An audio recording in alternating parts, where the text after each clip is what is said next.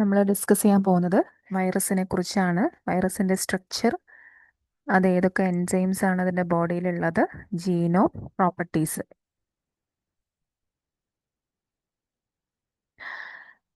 Then virus എന്ന് പറയുന്നത് ഒരു മൈക്രോസ്കോപ്പിക് ആയിട്ടുള്ളൊരു പാർട്ടിക്കിൾസ് ആണ്.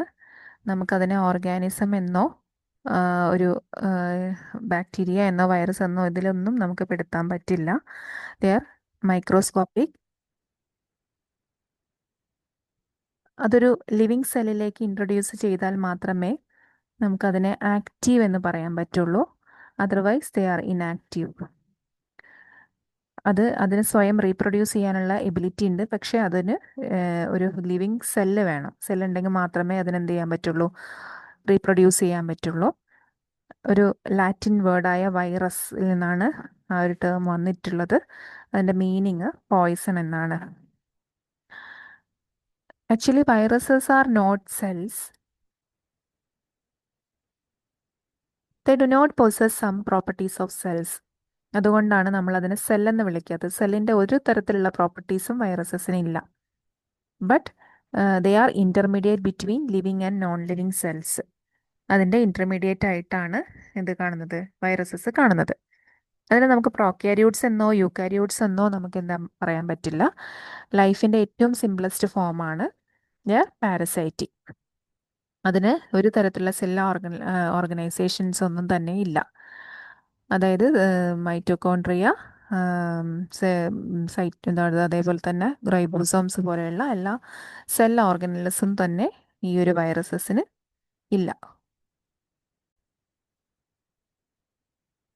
അതുകൊണ്ട് തന്നെ വൈറസസിനെ നമുക്കൊരു യുണീക്ക് ഗ്രൂപ്പിൽ തന്നെ പെടുത്താം. ബയോളജിക്കൽ സിസ്റ്റത്തിൽ ഏറ്റവും യുണീക്ക് ആയിട്ടുള്ള ബാക്ടീരിയാസിലോ പ്രോട്ടോസോവൻസിലോ ഫഞ്ചയിലോ ഒന്നും തന്നെ പെടുത്താൻ പറ്റില്ല.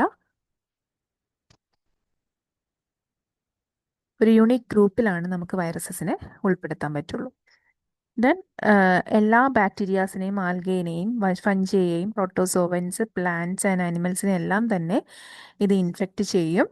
അതുകൊണ്ട് തന്നെ ഇതിനൊരു ഇൻഫെക്ഷ്യസ് പാർട്ടിക്കിൾസ് എന്ന് പറയാം, റാദർ ദാൻ ഓർഗാനിസംസ്. ഇത് അലൈവ് എന്നോ ഡെഡ് എന്നോ നമ്മൾ പറയില്ല. ഇതിനെ എപ്പോഴും നമ്മൾ എന്താ വിശേഷിപ്പിക്കാറ്, ആക്റ്റീവ് അല്ലെങ്കിൽ ഇനാക്റ്റീവ് എന്നാണ് നമ്മൾ പറയാറ്. They are obligate intracellular parasite. അതായത് ഏതെങ്കിലും ഒരു തരത്തിലുള്ള ഹോസ്റ്റ് ബോഡീനെ ഡിപ്പെൻഡ് ചെയ്ത് ജീവിക്കുന്നു. They cannot multiply unless it invades a specific host. അത് മൾട്ടിപ്ലൈ ചെയ്യുക മാത്രമല്ല, ഒരു സ്പെസിഫിക് ഹോസ്റ്റ് സെല്ലിനെ ഡിപ്പെൻഡ് ചെയ്ത് ജീവിക്കുന്നുണ്ട്. അതിൻ്റെ തന്നെ ജനറ്റിക് മെറ്റീരിയൽസിനെ ട്രാക്ക് ചെയ്തിട്ടാണ് ഇത് സ്വയം മെറ്റബോളിസം ഒക്കെ നടത്തുന്നത്. അതുപോലെ ഇതിൻ്റെ ബോഡിയിൽ ഒരു പെർട്ടിക്കുലർ മെറ്റബോളിക് മെഷീനറീസ് ഒന്നും തന്നെ ഇല്ല. അതൊരു ഹോസ്റ്റ് സെല്ലിനെ ഡിപ്പെൻഡ് ചെയ്ത് ജീവിക്കുന്ന ഒരു പാർട്ടിക്കിളാണ് ഈ വൈറസസ് എന്ന് പറയുന്നത്. ദെൻ ഈ ഒരു വൈറസസ് എവിടെയാണ് ജീവിക്കുന്നത്? They live inside the cell. അപ്പോൾ നമുക്ക് ഇതിനെന്ത് വിളിക്കാം, ആക്റ്റീവ് എന്ന് വിളിക്കാം. അവിടെ വെച്ച് ഇത് ഫീഡ് ചെയ്യുന്നുണ്ട്, റെസ്പയർ ചെയ്യുന്നുണ്ട്, റീപ്രൊഡ്യൂസ് ചെയ്യുന്നുണ്ട്, ഗ്രോ ചെയ്യുന്നുണ്ട്, മൂവ് ചെയ്യുന്നുണ്ട്. ദെൻ ഇത് സെല്ലിന് പുറത്താണെങ്കിൽ നമുക്കിതിനെ എന്ത് വിളിക്കാം, ഇനാക്റ്റീവ് എന്ന് വിളിക്കാം. അവിടെ വെച്ച് ഇത് എന്ത് ചെയ്യുന്നില്ല, ഫീഡ് ചെയ്യുന്നില്ല, റെസ്പയർ ചെയ്യുന്നില്ല, റീപ്രൊഡ്യൂസ് ചെയ്യുന്നില്ല, ഗ്രോ ചെയ്യുന്നില്ല, അങ്ങനെ മൂവ് ചെയ്യുന്നുമില്ല. ഓക്കെ, അപ്പോൾ സെല്ലിൻ്റെ ഉള്ളിലുള്ള സമയത്ത് മാത്രമേ ഇത് ആക്റ്റീവ് ആവുള്ളൂ. സെല്ലിന് പുറത്താണെന്നുണ്ടെങ്കിൽ ഇത് ഇനാക്റ്റീവ് ആണ്. ദെൻ എപ്പോഴും ഒരു ലിവിങ് ഓർഗാനിസത്തിൻ്റെ സെല്ലിൻ്റെ ഉള്ളിലാണ് ഇത് റിസംബിൾ ചെയ്യുന്നത്. ദ ലിവിങ് ഓർഗാനിസം അതായത് resemble in the living organisms in the intracellular state and non living chemicals in the extra cellular സ്റ്റേറ്റിൽ. അതിനെയാണ് ലിവിങ് കെമിക്കൽസ് എന്ന് പറയുന്നത്. They are very small. They when pass through the filters. അതായത് നമുക്കൊരു filter വെച്ചിട്ട് അതിനെ അരിച്ചെടുക്കാം. അത്രത്തോളം ഇതെന്താണ്, വളരെ മൈന്യൂട്ടാണ്. അതുകൊണ്ട് ഇതിനെ ഒരു ഫിൽറ്ററബിൾ മോളിക്യൂൾ എന്നും കൂടി നമുക്കിത് പറയാൻ പറ്റും. ഇതാണ് ഒരു വൈറസസിൻ്റെ ഒരു സ്ട്രക്ചർ എന്ന് പറയുന്നത്. ഇവാനോസ്കി എന്ന് പറഞ്ഞ സയൻറ്റിസ്റ്റ് 1892 വൈറസസിൻ്റെ എക്സിസ്റ്റൻസ് ഫസ്റ്റ് പ്രൂവ് ചെയ്തിട്ടുള്ളത്. അദ്ദേഹം ഫസ്റ്റ് വൈറസസ് ഡിസ്കവർ ചെയ്തു 1899. ദെൻ ഇതിൻ്റെ ജനറൽ പ്രോപ്പർട്ടീസ് നോക്കാം. They are obligate intracellular parasites of bacteria, protozoa, fungi, algae, plants and animals. ഇതിനെയൊക്കെ ഡിപ്പെൻഡ് ചെയ്ത് ജീവിക്കുന്നുണ്ട്. അൾട്രാ മൈക്രോസ്കോപ്പിക് സൈസ് ആണ്. ഇതിന് സൈസ് റേഞ്ച് എന്ന് പറയുന്നത് 20 നാനോമീറ്റർ ആണ്. ഏറ്റവും സ്മോളസ്റ്റ്, ഏറ്റവും ഹയസ്റ്റ് എന്ന് പറയുന്നത് ഡയമീറ്ററിലാണ് 450 നാനോമീറ്റർ.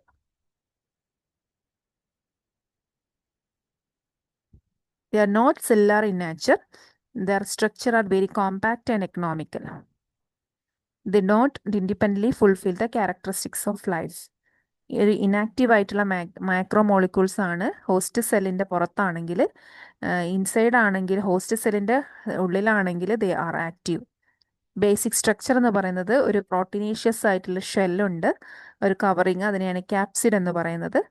അതിന് എന്തിനു ചുറ്റുമാണ് ആ ക്യാപ്സിഡ് കാണുന്നത്? ഒരു ന്യൂക്ലിക് ആസിഡ് കോറിന് ചുറ്റുമായിട്ടാണ് കാണുന്നത്. അപ്പോൾ ഈ രണ്ടൊരു മെയിൻ പാർട്സുകളാണ് വൈറസസിൻ്റെ ബേസിക് സ്ട്രക്ചർ എന്ന് പറയുന്നത്. ഒരു ക്യാപ്സിഡും ദെൻ ഒരു ന്യൂക്ലിക് ആസിഡ് കോറും. ഈ ന്യൂക്ലിക് ആസിഡ് എന്ന് പറയുന്നത് ഇത് DNA ആവാം, RNA ആവാം, രണ്ടും ഒരുമിച്ച് കാണാറില്ല. DNA ആണെങ്കിലും RNA ആണെങ്കിലും ഡബിൾ സ്റ്റാൻഡേർഡും സിംഗിൾ സ്റ്റാൻഡേർഡും കാണാം. ദെൻ ചില മോളിക്യൂൾസ് ആണ് ഇതിൻ്റെ മുകളിലുള്ള, ഇതിൻ്റെ സർഫസിലുള്ള മോളിക്യൂൾസ് ആണ് ഇതിന് ഹോസ്റ്റ് ബോഡി ആയിട്ട് കോണ്ടാക്ട് അല്ലെങ്കിൽ അറ്റാച്ച്മെന്റിന് ഹെൽപ്പ് ചെയ്യുന്നത്. ഇതെങ്ങനെയാണ് മൾട്ടിപ്ലൈ ചെയ്യുന്നത് വൈറസ്? ഹോസ്റ്റ് സെല്ലിലെ ജനറ്റിക് മെറ്റീരിയൽ ട്രാക്ക് ചെയ്തിട്ട് അത് വെച്ചിട്ടാണ്, അത് യൂസ് ചെയ്തിട്ടും ആ ഹോസ്റ്റ് സെല്ലിൻ്റെ പ്രോട്ടീൻ സിന്തസിസിനെ റെഗുലേറ്റ് ചെയ്തിട്ടുമാണ് ഇതൊരു ന്യൂ വൈറസസ് ആയിട്ട് മൾട്ടിപ്ലൈ ചെയ്യുന്നത്. ഇതിന് സ്വയം മെറ്റബോളിക് പ്രോസസ്സ് നടത്താനുള്ള ഒരു എൻസൈം ഇതിൻ്റെ ബോഡിയിലില്ല. അതുപോലെ തന്നെ പ്രോട്ടീൻ സിന്തസൈസ് ചെയ്യേണ്ട മെഷീനറീസ് ഒന്നും തന്നെ ഇതിൻ്റെ ബോഡിയിലില്ല. ഇത് ഹോസ്റ്റ് സെല്ലിനെ ഡിപ്പെൻഡ് ചെയ്ത് ജീവിക്കുന്ന ഒരു പാർട്ടിക്കിളാണ്. ഇനി they do not contain cellular structures. Plasma മെംബ്രെയിനോ മൈറ്റോകോൺട്രിയോ ഗോൾഗി കോംപ്ലക്സോ ലൈസോസോമോ റൈബോസോംസോ ഒന്നും തന്നെ ഇതിൻ്റെ ബോഡിയിലില്ല. ഇനി ജനറൽ സ്ട്രക്ചേഴ്സ് നോക്കാം. വൈറസസിൻ്റെ ഒംനി പ്രസൻ്റ് ആണ്, എല്ലായിടത്തും കാണുന്നുണ്ട്. ദ ലിവിങ് ആനിമൽസിൻ്റെ ബോഡിയിലാണെങ്കിൽ ആനിമൽ വൈറസ് എന്നും, പ്ലാന്റിലാണെങ്കിൽ പ്ലാന്റ് വൈറസസ് എന്നും, ബാക്ടീരിയയിലാണെങ്കിൽ ബാക്ടീരിയൽ വൈറസസ് അല്ലെങ്കിൽ ബാക്ടീരിയോഫേജസ് എന്നാണ് നമ്മൾ പറയാറ്. ഇത് അൾട്രാ മൈക്രോസ്കോപ്പിക് ആണ്. നമുക്കൊരു ഇലക്ട്രോൺ മൈക്രോസ്കോപ്പിലൂടെ മാത്രമേ ഇതിന് കാണാൻ പറ്റുള്ളൂ. ഇത് ബാക്ടീരിയനേക്കാളും വളരെ സ്മോളസ്റ്റ് ആയിട്ടുള്ള ഒരു പാർട്ടിക്കിളാണ്. ഇതിൻ്റെ ഒരു ഏറ്റവും സ്മോളസ്റ്റ് വൈറസ് എന്ന് പറയുന്നത് 10 നാനോമീറ്റർ ഇൻ ഡയമീറ്റർ ആണ്, പാവോ വൈറസ്. ലാർജസ്റ്റ് വൈറസ് എന്ന് പറയുന്നത് 250 നാനോമീറ്റർ. ഇതിൻ്റെ ഷേപ്പ് എന്ന് പറയുന്നത് വാരി ചെയ്യുന്നുണ്ട്, പല ഷേപ്പിലും കാണുന്നുണ്ട്. റോഡ് ഷേപ്ഡ് ആയിട്ടുള്ള വൈറസസിനെ പോക്സ് വൈറസ് എന്നാണ് പറയുന്നത്. ബുള്ളറ്റ് ഷേപ്ഡിന് അങ്ങനെയുള്ള വൈറസസ് ഉണ്ട്. ബ്രിക്ക് ഷേപ്ഡ് ഉണ്ട്, സ്ഫെറിക്കൽ ഷേപ്ഡ് ഉണ്ട്, ഓവൽ അല്ലെങ്കിൽ ഇറഗുലർ ഷേപ്ഡ് ഉണ്ട്. ചിലത് ഒരു ചെറിയൊരു കഷ്ണം റോപ്പ് പോലെയാണ് അല്ലെങ്കിൽ കയറ് പോലെയാണ് കാണുന്നത്. അതാണ് പാവോ വൈറസ് എന്ന് പറയുന്ന ഏറ്റവും സ്മോളസ്റ്റ് വൈറസ്. ഡോഗിലാണ് കാണുന്നത്. ഇത് ബേസിക് സ്ട്രക്ചർ ഓഫ് വൈറസ് ആണ്. വൈറസസിൽ 2 മേജർ കോമ്പണൻസ് ആണുള്ളത്. ഒന്ന് ഇതെവിടെ കാണാം, capsid. 2 nucleic acid inner core എന്ന് പറയുന്നത്. ഈ ക്യാപ്സിഡ് എന്ന് പറയുന്നത് സിംഗിൾ യൂണിറ്റ് ഓഫ് ക്യാപ്സോമിയേഴ്സ് കൊണ്ടാണ് ഫോം ചെയ്തിട്ടുള്ളത്. ക്യാപ്സിഡ് എന്ന് പറഞ്ഞാൽ പ്രോട്ടീനേഷ്യസ് ആണ്. ഈ ക്യാപ്സോമിയർ എന്ന് പറഞ്ഞാലും എന്താണ്, പ്രോട്ടീനാണ്. ഇങ്ങനെയുള്ള സിംഗിൾ പ്രോട്ടീൻ കൊണ്ടാണ് ഈ ക്യാപ്സിഡ് ഫോം ചെയ്തിട്ടുള്ളത്. ഇനി ഇന്നർ കോർ എന്ന് പറയുന്നത് ന്യൂക്ലിക് ആസിഡ് ആണ്. RNA അല്ലെങ്കിൽ DNA കാണുന്നുണ്ട്, രണ്ടും ഒരുമിച്ച് കാണുന്നില്ല.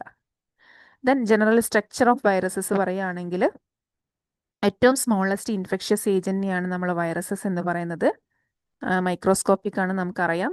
മൈക്രോസ്കോപ്പിലൂടെ മാത്രമേ നമുക്ക് എന്ത് ചെയ്യാൻ പറ്റും, ഇതിനെ കാണാൻ പറ്റുള്ളൂ. ദെൻ ഇവിടെ ചിത്രം നോക്കിക്കേ. ഇതൊരു വളരെ മൈന്യൂട്ട് ആയിട്ടുള്ള പ്രോട്ടീനാണ്. പ്രോട്ടീൻ്റെ സ്ട്രക്ചറിനേക്കാളും കുറച്ചൊരു സൈസ് കൂടുതൽ മാത്രമാണ് ഏറ്റവും സ്മോളസ്റ്റ് വൈറസസിന്. എന്നല്ല, ഇവിടെ നോക്കിക്കേ, ഏറ്റവും ലാർജസ്റ്റ് വൈറസസ് ആണ് ഇത്. ഇത് കാണിക്കുന്നത് ഒരു ബാക്ടീരിയ ആണ്. ഈ ബാക്ടീരിയനേക്കാളും കുറച്ചൊരു ചെറുതാണെന്ത്, ഏറ്റവും ലാർജസ്റ്റ് വൈറസ് എന്ന് പറയുന്നത്. അതാണ് ഡിഫറൻസ് എന്ന് പറയുന്നത്.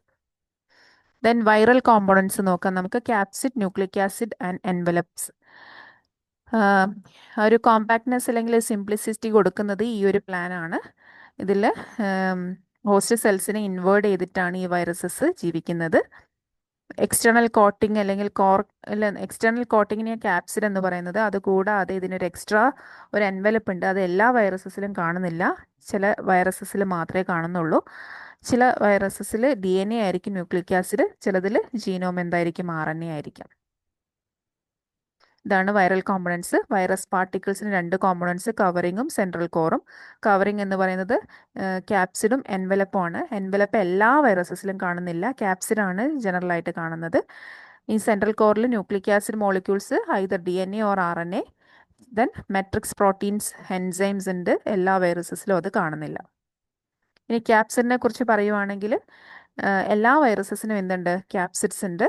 ക്യാപ്സിഡ് എന്ന് പറഞ്ഞാൽ പ്രോട്ടീൻ കോട്ടാണ്.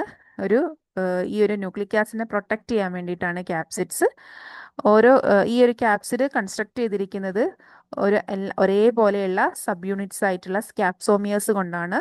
Made up of protein. ക്യാപ്സോമിയേഴ്സ് എന്ന് പറഞ്ഞാൽ പ്രോട്ടീൻ ആണ്. ദെൻ ഈ ക്യാപ്സിഡും ന്യൂക്ലിക് ആസിഡിനെയും നമുക്ക് ഒരുമിച്ച് ന്യൂക്ലിയോ ക്യാപ്സിഡ് എന്ന് വിളിക്കാം.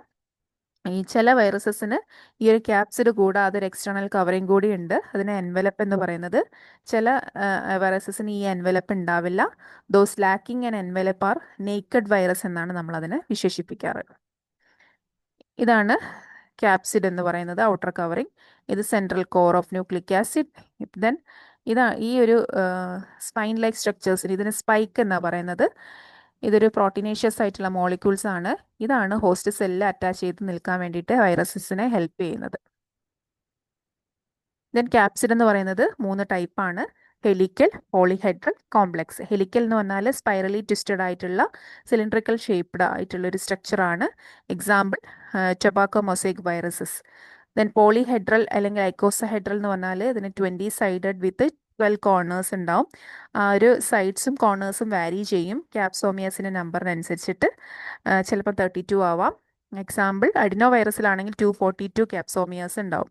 പോളിയോ വൈറസസിലാണെങ്കിൽ 32 ക്യാപ്സോമിയേഴ്സ് ആണുള്ളത്. ഈ ക്യാപ്സോമിയേഴ്സിൻ്റെ നമ്പർ അനുസരിച്ച് ഇതിൽ ഷേപ്പും കൂടി വരും, പോളിഹെഡ്രൽ ആവും.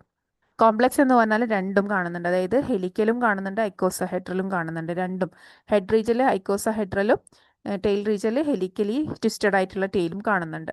Example pox virus, a large bacteriophages. ഈ ചിത്രം നോക്കിയാൽ ക്ലിയർ ആയിട്ട് മനസ്സിലാവും. ഇതാണ് സ്പൈറലി ട്വിസ്റ്റഡ് ആയിട്ടുള്ള ഹെലിക്കൽ സ്ട്രക്ചർ. ഇതൊരു സിലിണ്ട്രിക്കൽ ഷേപ്പിൽ കാണുന്നുണ്ട്. റാബീസ് വൈറസ് ആണ് എക്സാമ്പിൾ. ടൊബാക്കോ മൊസൈക് വൈറസും എക്സാമ്പിൾ ആണ്. ഇതെന്ന് പറയുന്നത് ഐക്കോസഹെഡ്രൽ എന്താണ് ഷേപ്പ്, അതായത് കുറേ ഷേപ്പുള്ള കോർണേഴ്സ് ഉള്ള വൈറസസ് ആണ്.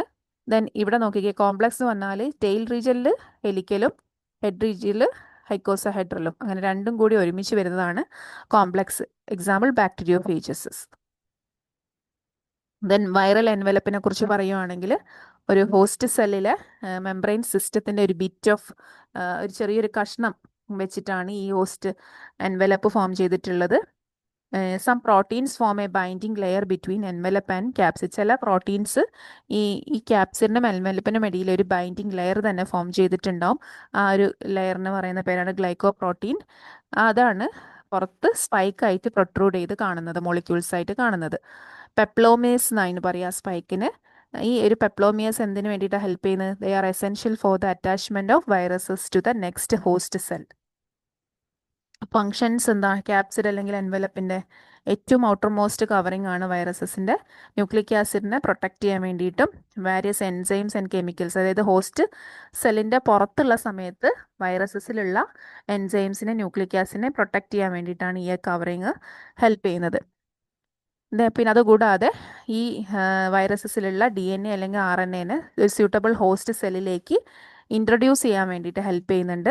ആ ഹോസ്റ്റ് സെല്ലിലെ സെൽ സർഫസുമായിട്ട് ബൈൻഡ് ചെയ്യാനും പെനിട്രേറ്റ് ചെയ്യാൻ, വൈറൽ ന്യൂക്ലിക് ആസിഡ് ഹോസ്റ്റ് സെല്ലിനുള്ളിലേക്ക് പെനിട്രേറ്റ് ചെയ്ത് കിടക്കാനും ഹെൽപ്പ് ചെയ്യുന്നുണ്ട്. ഇനി ന്യൂക്ലിക് ആസിഡിനെ കുറിച്ച് പറയുകയാണെങ്കിൽ, viral genomes either DNA or RNA but never both, രണ്ടും ഒരുമിച്ച് കാണുന്നില്ല. ജീൻസ് ക്യാരി ചെയ്യുന്നുണ്ട്. ആ ജീൻസാണ് എന്തിനു വേണ്ടിയിട്ട് they are necessary to invert, host സെല്ലിനെ ഇൻവേർട്ട് ചെയ്യാൻ വേണ്ടി ഹെൽപ്പ് ചെയ്യുന്നത്.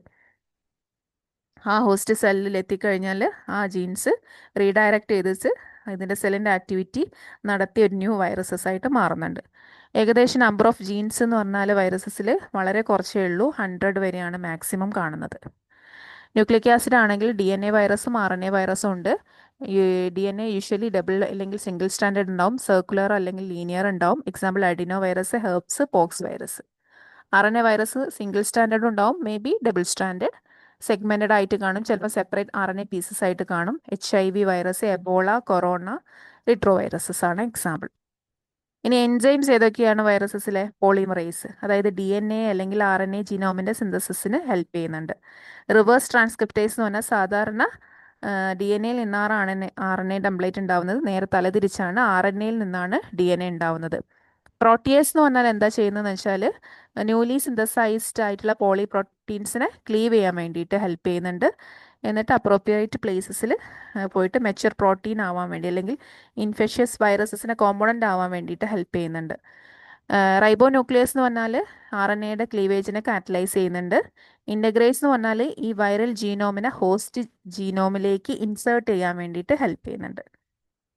ഇനി എങ്ങനെയൊക്കെയാണിത് വൈറസ് മൾട്ടിപ്ലൈ ചെയ്യുന്നത് നോക്കാം. ഒരു 6 സ്റ്റെപ്പായിട്ടാണിത് മൾട്ടിപ്ലൈ ചെയ്യുന്നത്. First adsorption. അഡ്സോപ്ഷൻ എന്ന് പറഞ്ഞാൽ ഹോസ്റ്റ് സെല്ലിലെ സർഫസുമായിട്ട് ഈ വൈറസ് ബൈൻഡ് ചെയ്യുന്നതിനെയാണ് അഡ്സോപ്ഷൻ എന്ന് പറയുന്നത്. പെനിട്രേഷൻ എന്ന് പറഞ്ഞാൽ ജീനോം ആ ഹോസ്റ്റ് സെല്ലിൻ്റെ ഉള്ളിലേക്ക് എൻ്റർ ചെയ്യുന്നതിനെയാണ് പെനിട്രേഷൻ എന്ന് പറയുന്നത്.